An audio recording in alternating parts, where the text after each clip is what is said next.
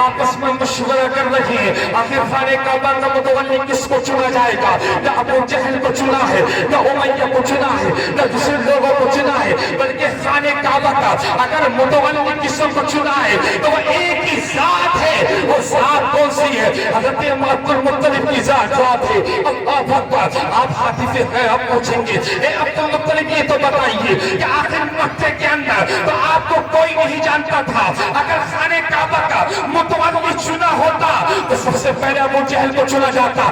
ابو جہل کون تھا؟ ابو الحکم کہا جاتا تھا. ابو جہل کو چنا جاتا. اگر خانے کعبہ کا متولی کسی کو چنا جاتا تو امیہ کو چنا جاتا. آخر آپ کو کیوں چنا گیا؟ تو آواز آئے گی یہ اپنا کمال نہیں ہے, عبد المطلب کا کمال نہیں ہے. اگر یہ کمال ہے تو اسے نور مصطفیٰ کا کمال ہے. جب میری ابتشالی میں جب بگان آئے, اللہ اکبر, یہی نور مصطفیٰ ہے. حضرت عبد المطلب کی ابتشالی میں آیا, خانے کعبہ کا متولی چن لیے گئے. حضرت عبد المطلب اب دن میں تو خانے کعبہ اللہ کے اندر, شام میں تو خانے کعبہ اللہ کے اندر, دوپہر میں تو خانے کعبہ اللہ کے اندر, دنوں رات خانے کعبہ کے آپ جو ہے اس کی دیکھ بھال کرتے, آپ اس کی صاف صفائی کرتے رہتے. ایک دن کیا ہوا خانے کعبہ اللہ کے اندر حضرت عبد المطلب کی آنکھ لگ گئی. جیسے آنکھ لگی ہے حاطف حیوی سے آواز آتی ہے, اے عبد المطلب سنو صحیح, آپ کے یہاں پر قریب میں یہاں پر زمزم شریف موجود ہے جو آپ کی اگر اس کو کھول لیں گے آپ بھی پئیں گے, چرید اس سے پئیں گے, درد اس سے پئیں گے, موشدیوں اس سے پئیں گے,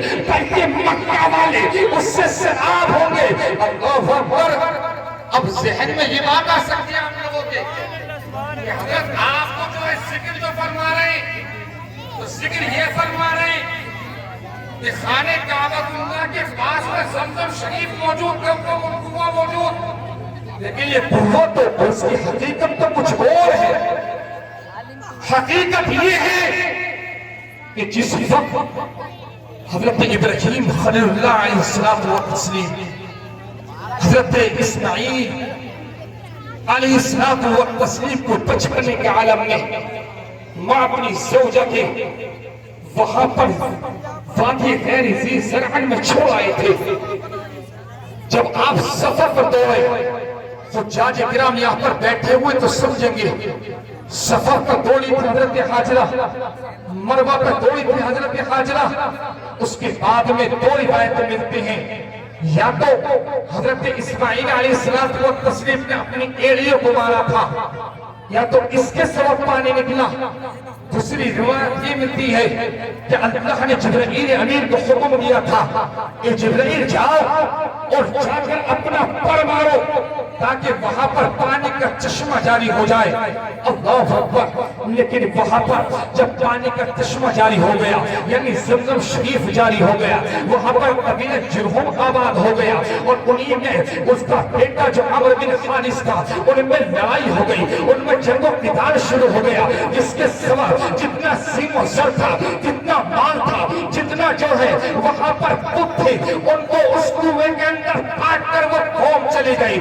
اس طریقے سے کنواں جو ہے پوش ہو گیا, کنواں چھپ گیا. تاریخ میں آتا ہے اسی کنویں کے لیے حضرت عبد المطلب کو غیب میں آواز دے رہا ہے, حاطف حیوی سے آواز آ رہی ہے, اے عبد المطلب یہاں پر بیدار ہونا, بیدار ہو کر آپ کو ڈال لے جا اور یہاں پر اس کو کھودنا, تمہیں زمزم شریف ملے گا, آپ کو پانی ملے گا.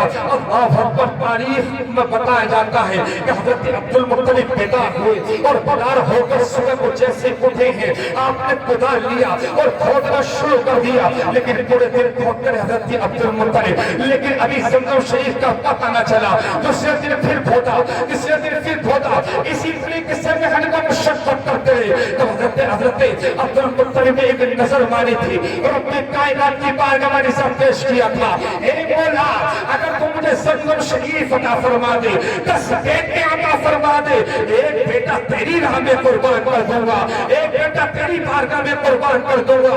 اللہ اکبر. جیسے تیسرے دن چوتھے دن آپ نے کدال مارا ہے, اللہ رب العزت نے حضرت عبد المطلب کو وہ زمزم شریف عطا فرما دیا ہے. اللہ اکبر. اب شریف اس سے پی رہے ہیں, پرند اس سے پی رہے ہیں, مشدیر اس سے پی رہے ہیں, یہاں تک کہ انسان سراب ہو رہے ہیں. تاریخ آتی ہے کچھ دن پتہ جزم دے گئے, اللہ نے ان کو بیٹے بھی عطا فرما دیے. وقت گزرتا چلا گیا, وقت جاتا چلا گیا. تاریخ میں آتا ہے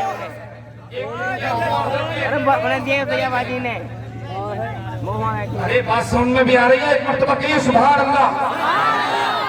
حضرت عبد المطلب ہاتھ کی غیبی سے آواز آئی تھی, اے عبد المطلب تم نے ہماری بارگاہ میں نظر مانی تھی, اور نظر یہ مانی تھی کہ اگر تم مجھے زمزم عطا فرما دے, 10 بیٹے عطا فرما دے, تو ایک بیٹا تیری بارگاہ میں قربان کر دوں گا.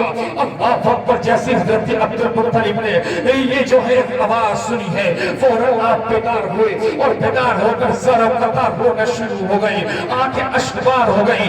گھر پہنچتے ہیں 10 کے 10 بیٹے آ گئے. آنے کے بعد میں 10 بیٹوں نے کہا تھا, اے ابا حضور, اگر ہم کے آنکھ میں آنسو آ جائے, یہ ہمیں گوارا نہیں ہے, ہم چاہے ہماری جان لے لیجئے. اگر آپ ہمیں اشارہ کریں تو ہم اپنے جسم کا ایک ایک قطرہ خون کا بہانے کے لیے تیار ہیں. کیسے بیٹے تھے یہ بیٹے کہ اپنے باپ کی بارگاہ میں قربان ہونے کے لیے تیار ہیں. لیکن آج کا نوجوان ہے, آج کا بیٹا ہے, بیٹے کو دیکھو تو صحیح, یہ بیٹا کبھی اپنے باپ کی نافرمانی کرتا ہے, ماں کی نافرمانی کرتا ہے. رات کا سناٹا ہوتا ہے, باپ سسکیاں لیتا ہے, باپ روتا ہے, کب میرا لخت جگر آئے گا, کب میرا نور نظر آئے گا, کب میرا بیٹا آئے گا, میں اس کا دیدار کروں گا. باپ تڑپ رہا ہے. اے نوجوانوں سنو, چاہے کتنے بھی جلوس کرتے رہو, جلسے کرتے رہو, جلسے نہیں, چاہے شاید گئے, چاہے آپ اجمیر شریف چلے جاؤ, سامنے پاک چلے جاؤ, یہاں نہیں دیکھ صحیح, خانے کعبۃ اللہ میں چلے جاؤ,